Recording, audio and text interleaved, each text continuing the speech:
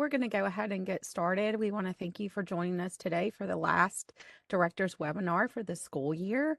Um, Today, we have Josh Barton with us, our state consultant from Assistive Technology, who's going to be talking about the information that has come out, the myths and facts surrounding assistive technology devices, as well as the National Education Technology Plan for 2024. Um, he is going to go through the presentation. I will be monitoring the chat. So if you have any questions along the way, you can put them in the chat. We'll do our best depending on time. If we have any time, we'll try to answer a few questions at the end. If not, Josh will provide some information on how to contact him regarding further assistance in this area. Again, thank you all for attending, and I'm going to turn it over to Josh. Thanks, Lee. So as Lee said, I'm Josh Barton, the state consultant for assistive technology, and we're going to go ahead and talk about the myths and facts surrounding assistive technology devices and services and the National Education Technology Plan. So as we get started, here is our agenda for this morning's webinar. We will start by doing a quick review of the policies that impact AT devices and services from IDEA, to ensure that we all have the same understanding of the requirements established within that legislation. After that, we will move into reviewing the myths and facts surrounding assistive technology devices and service guidance document that was released in January. Next, we will review another piece of guidance that was also released in January, and that is the National Education Technology Plan of 2024.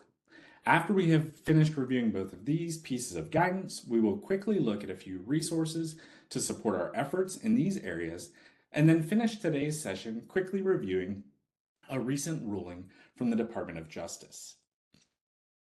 All right, so let's start by talking about what an assistive technology device is. And as you can see on this slide, IDEA Section 300.5, Assistive Technology Device, states that an assistive technology device means any item, piece of equipment, or product system, whether acquired commercially off the shelf, modified, or customized, that is used to increase, maintain, or improve the functional capabilities of a child with a disability. The term does not include a medical device that is surgically implanted or the replacement of such a device. As we look further into IDEA, Section 300.6 then defines assistive technology service as assistive technology service means any service that directly assists a child with a disability in the selection, acquisition, or use of an assistive technology device. The term includes the evaluation of the needs of a child with a disability, including a functional evaluation of the child in the child's customary environment, purchasing, leasing, or otherwise providing for the acquisition of assistive technology devices by children with disabilities, selecting, designing, fitting, customizing, adapting, applying, maintaining, repairing, or replacing assistive technology devices.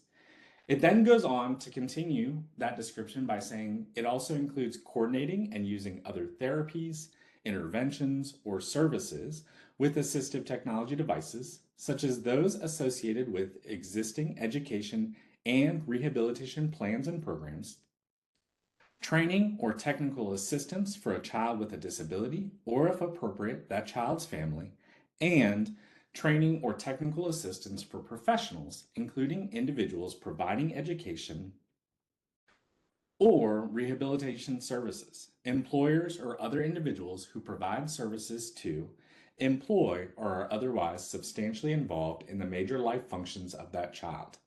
It is important to note when thinking about both sections 300.5 and section 300.6 that our North Carolina policies are a direct mirror of these pieces from IDEA.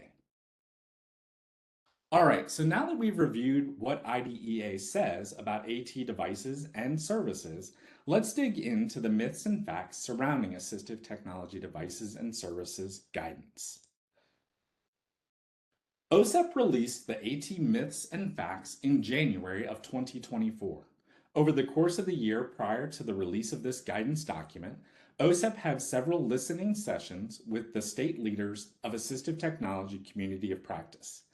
This group is comprised of state leaders from across the country who are working within departments of education and also includes members of the State Tech Act programs. For us, that would be the North Carolina Assistive Technology Program. From there, OSEP then developed its guidance document around 5 key sections consisting of 28 myths and facts in total.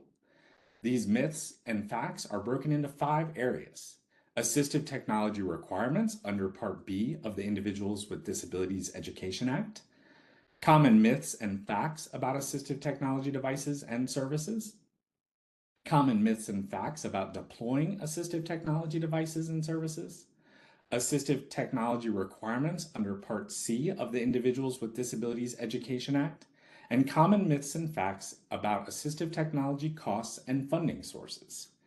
Each of the myths across these sections is then presented with the fact as well as a narrative supporting the fact.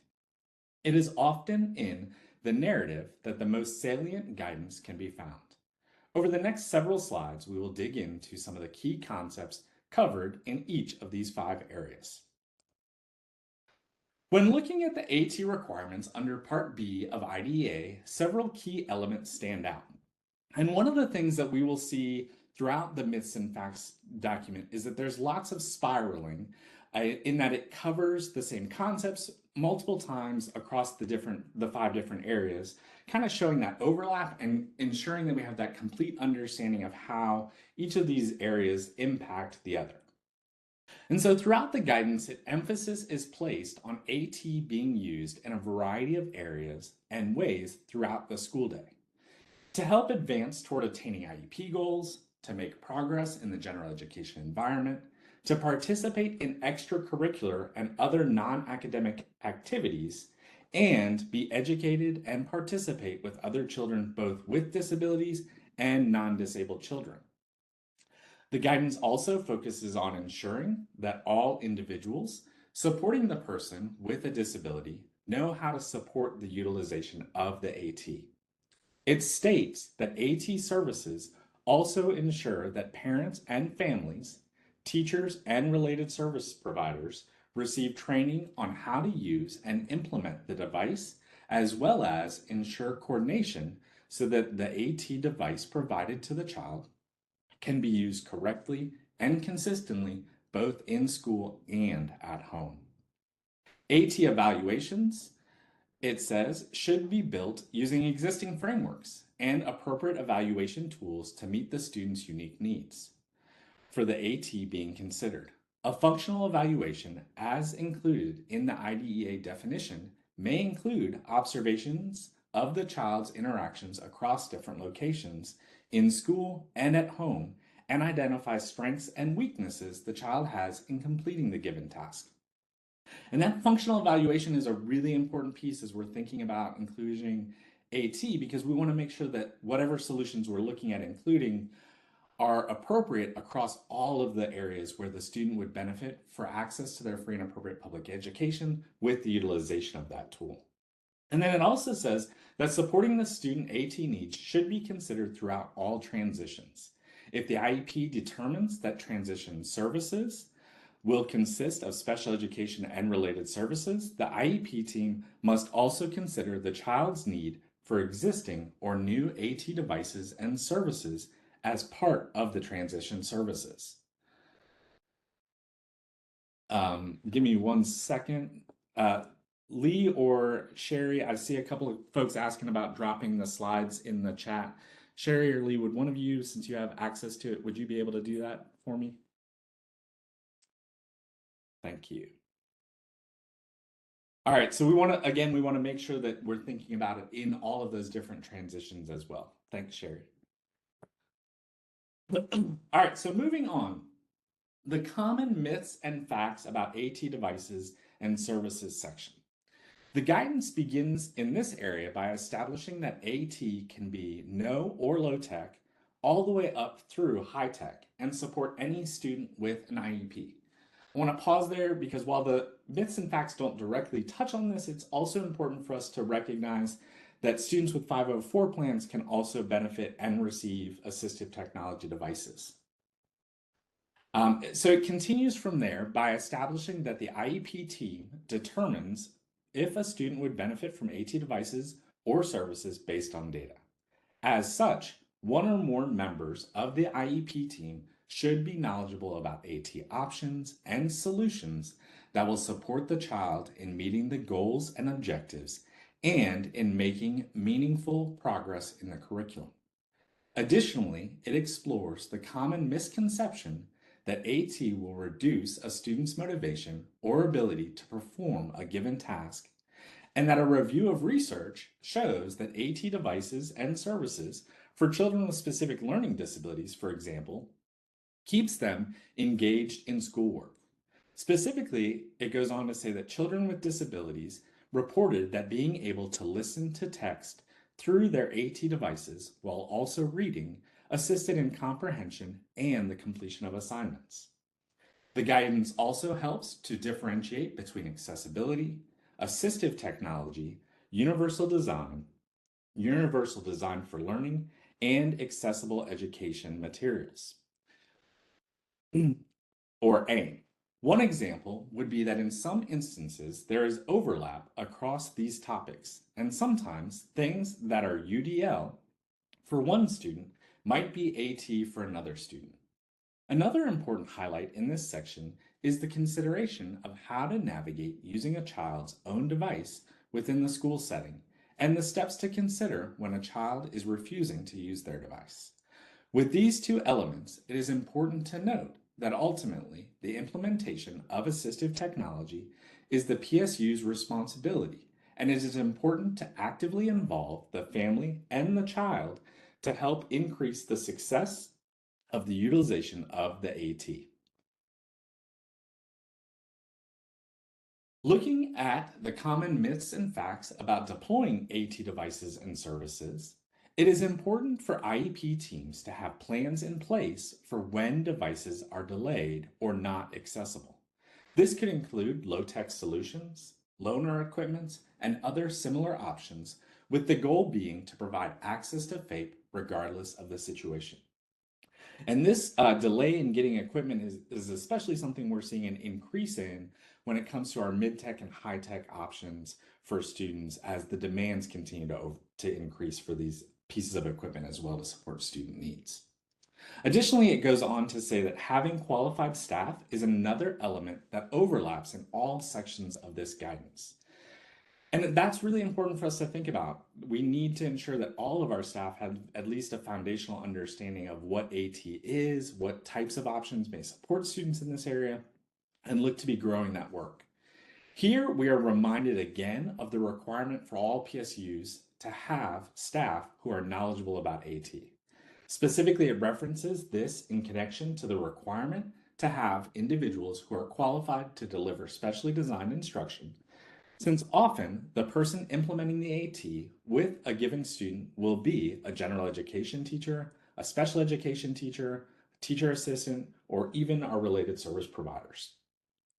Another area that we see frequent connections to is looking for opportunities to utilize the state AT or Tech Act programs. For us, this would be the North Carolina Assistive Technology Program, which is tasked with supporting individuals with assistive technology from birth through death. These Tech Act programs can provide device demos and loans, training, technical assistance, and evaluations. In the state of North Carolina, the North Carolina Assistive Technology Program has 9 of these centers that are spread out across our state, serving various regions based on their location. I want to pause here, though, and also encourage everyone to be taking this as an opportunity to look at how all of our PSUs can be supporting this work within their own systems of operation. A good first step here would be to think about what of these elements can we be doing locally, in-house, before we reach out to our Tech Act program first. I am happy to meet and in a virtual capacity to discuss even potentially what that might look like in your unique situations as we explore this work. In the next section on AT requirements under Part C of IDEA, just like we found under Part B of IDEA within this guidance, we are again reminded that AT can be anything from no or low tech all the way up through our high tech solutions. Some examples found within this section of the guidance include low-tech print-based communication boards or picture supports, tactile books, positioning and standing aids, and speech generating devices, and can and should include training for parents and caregivers to ensure that they know how to support the implementation of the AT being utilized. We are also reminded that just like AT can be included in the IEP, so we know that it can be included within the IEP, it can also be included and should be considered when thinking about a child's IFSP. One goal here within the IFSP is to be thinking about how the AT might help an infant or toddler with a disability meet developmental milestones. Consideration should also be made about what the transition will look like regarding AT when the child is moving from Part C to Part B. The final section within the myths and facts guidance are the myths and facts about AT costs and funding sources. When thinking about funding, it is important to recognize that AT funding can come from a variety of sources. These can include IDEA Section 611 and 619, local funds, special grants, and even a student's private insurance and Medicaid funds if the family is in agreement with the pursuit of those funding options. Additionally, this area highlights the importance of working with other leadership within your PSU to consider supporting assistive technology. One good starting point when working with your technology departments could be ensuring that students have access to built-in customization and accessibility options within their school-issued devices. This includes things like being able to change the size and color of a mouse cursor, how fast the cursor moves across the screen resolution on a device, and even the fonts used within the systems of operation. Working to also recognize that no one device for all students, working to also recognize that no one device works for all students, so in one-to-one environments, it may be important to have a few options available for deployment, like large screen devices, touch-sensitive inputs, and different types of mice and keyboards to ensure that we're meeting all student needs. All right, so that looks at the myths and facts guidance that came out in January from OSEP around assistive technology, devices, and services. We're now going to move on in our agenda, and we'll spend the next few slides reviewing some of the key elements within the National Education Technology Plan of 2024. The National Education Technology Plan was also released in January of 2024. It is important for us to spend a little bit of time reviewing this document and becoming more familiar with it, because for the first time in the history of the National Education Technology Plan, it includes references, deep dives, and examples of assistive technology and accessibility. The NETP 2024 is broken into three key areas: the digital use divide, the digital design divide, and the digital access divide. The plan also includes examples at all different levels, such as the state, district, and school organizational levels, about what improving these areas can look like. Finally, the plan gives specific recommendations for closing the gaps in each of these divides. The digital use divide is defined as the inequitable implementation of instructional tasks supported by technology. It looks at active use of technology versus passive use of technology when participating in both your instructional practices, but also assignments and activities throughout your school day and throughout your schooling. It makes direct connections to the portrait of a graduate and how that might look across states. The guidance actually gives specific reference to North Carolina's Portrait of a Graduate in one of its vignettes, kind of digging into this work deeper as well.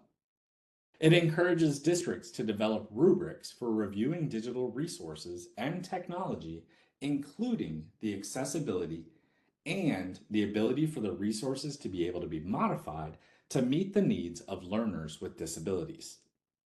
This can be a great opportunity to engage with technology leadership within your PSU around conversations about those built-in accessibility features and ensuring access to them is not restricted for our student users. Again, just like we had talked about within the myths and facts, those could be things like their mouse properties or fonts, resolutions, lots of those kind of built-in things that we can do within the systems as part of our consideration around accessibility and assistive technology supports for our students. It then moves on to talk about the digital design divide. And this is defined as inequitable access to time and support of professional learning for all educators and practitioners. It considers not just the time needed to learn about the tools themselves, but also to plan meaningfully for the implementation of these tools. And as we're thinking about that, it's important to recognize that we're talking about all educational technology. So that can include our assistive technology tools here as well. It encourages the consideration of creating a portrait of an educator. What might this look like for our school-based staff, teachers, TAs, related service providers? Here we could be thinking about including an understanding of accessibility and assistive technology within that profile. Ultimately, the understanding of AT and accessibility is the task of everyone within the school environment, both EC and general education alike. It is through the creation of a common understanding of the abilities to implement and utilize technology by the adults within our schools that we help ensure consistent and meaningful student implementation. Next, and in the final section within the National Education Technology Plan, we have the digital access divide. This is defined as the inequitable access to connectivity, devices, and digital content. Specifically, in this section, it includes accessibility as an area of consideration for equity. It encourages the development of a portrait of a learning environment. When thinking about the portrait of a learning environment, it is important to think about both the physical environment and the digital aspects. For example, can a touch-sensitive smart panel that's mounted in a classroom be adjusted and have adjustable heights to allow for all learners to be able to engage with it? It suggests developing processes and structures that ensure the inclusion of accessibility as a component of the procurement process. How can we be thinking about accessibility and interoperability to ensure equitable access? This divide can also further exacerbate existing educational inequalities. Finally, this section again highlights the importance of moving away from IT management policies that lock down devices, which ultimately prevent students from configuring their devices to meet their unique needs. Throughout the National Education Technology Plan, it also digs into and helps to expand that understanding of what is educational technology versus assistive technology versus accessibility and universal design for learning. And more specifically on pages 64 through 70, within the National Education Technology Plan, it specifically takes a deeper dive into accessibility and assistive technology with definitions, resources, and examples to help enhance the understanding of these concepts. When I explored this plan, I particularly found it important to pay close attention to the checklist kind of that splits each of the different sections into their areas. So at the end of each section, there's a really helpful guide to break it down a little bit further around the action steps that could be taken to ensure that we're thinking about how to close these digital divides across these three domains. So this slide here connects you to some valuable resources. The first two links will take you to the myths and facts surrounding the AT document and the National Education Technology Plan document. The next three links take you to our AT Hub and the Accessible Educational Materials Hub, and then the North Carolina Assistive Technology Program, which is housed within DHHS. And then the final link on this slide is a link to the new North Carolina Department of Public Instruction digital accessibility website. And I'll go ahead and drop those three links in the chat for you guys now as well, or all of those links. Actually, well, doesn't want to let me. So I will not do that. But hopefully, since Sherry has shared with you guys the access to these slides, you are able to access those links.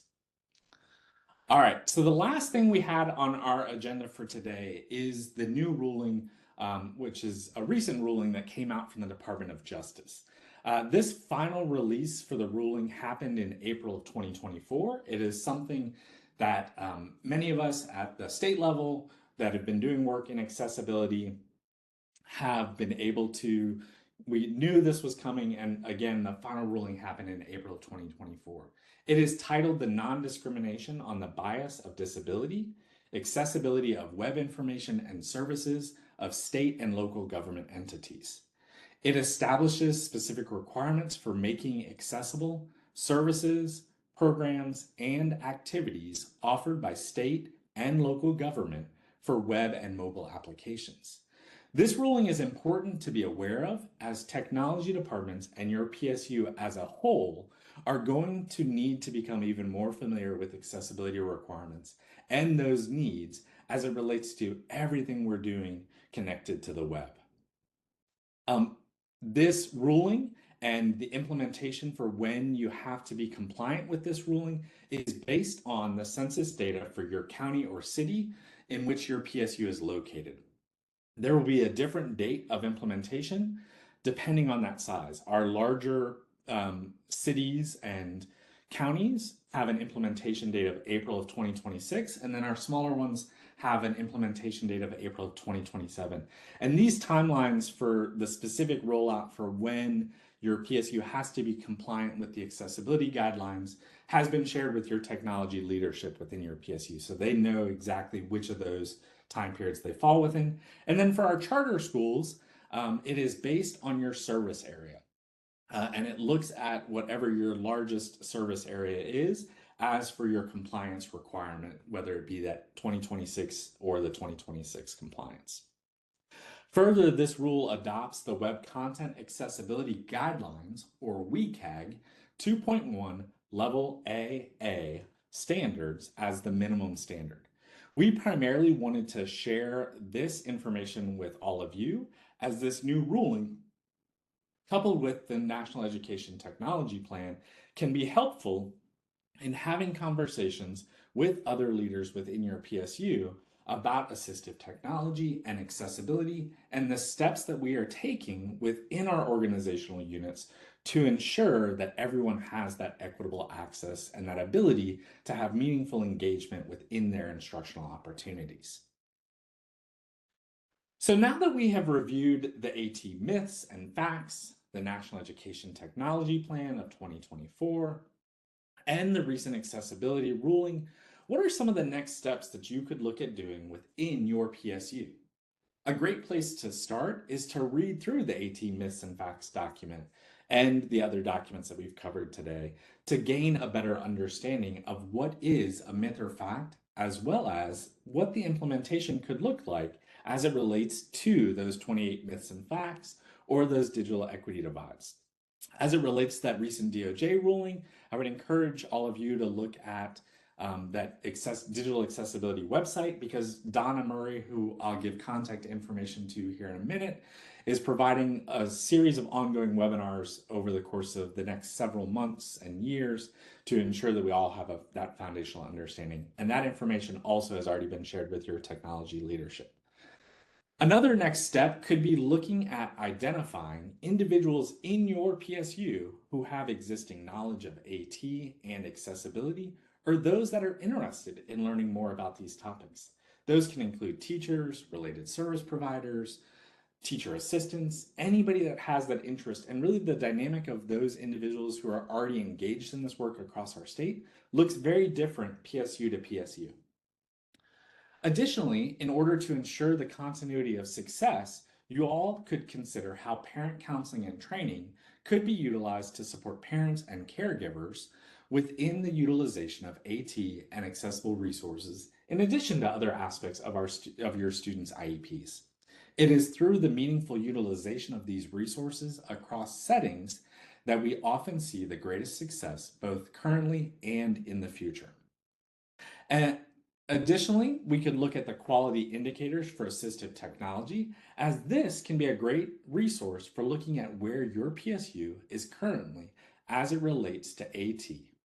The quiet includes 8 indicators with self-evaluation rubrics to rate your PSU across a variety of different domains. A good place to start with the quiet matrices could be indicator 1, the consideration of AT needs, or indicator 7, administrative support for AT. These indicators can be a great tool to revisit on a regular basis as well to help identify targeted areas of improvement. It's also important to recognize when thinking about the quality indicators for assistive technology that you don't have to go through them in sequential order. You can identify one and start your review of what that looks like in your PSU based on that individual indicator and then bounce to a different one. You don't have to go through them in sequential order. And I'm going to go ahead and put the link to that in the chat right now.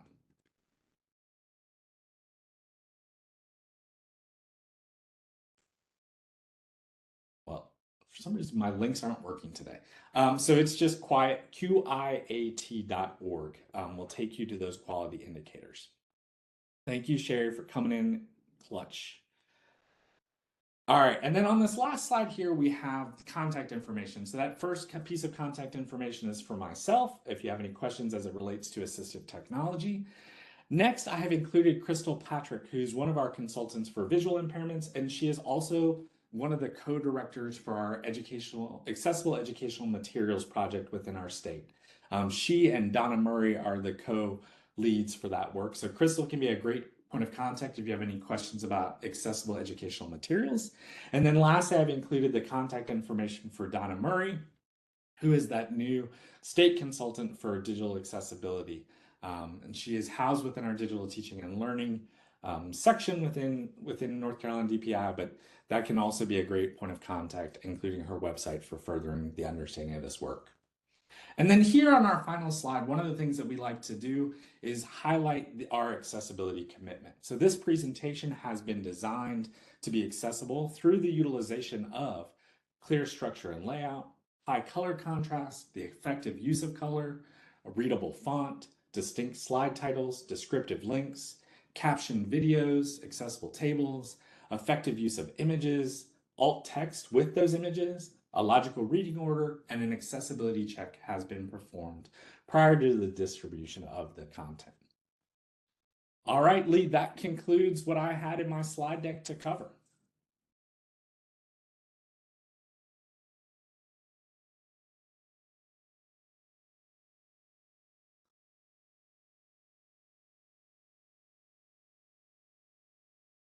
So at this time, we can look and see. I'm not seeing anything in the chat on my end regarding any questions. So if there are no questions at this time, feel free to go ahead and depart today's webinar. We have covered the content we had, and you will gain a little bit of extra time back into your day.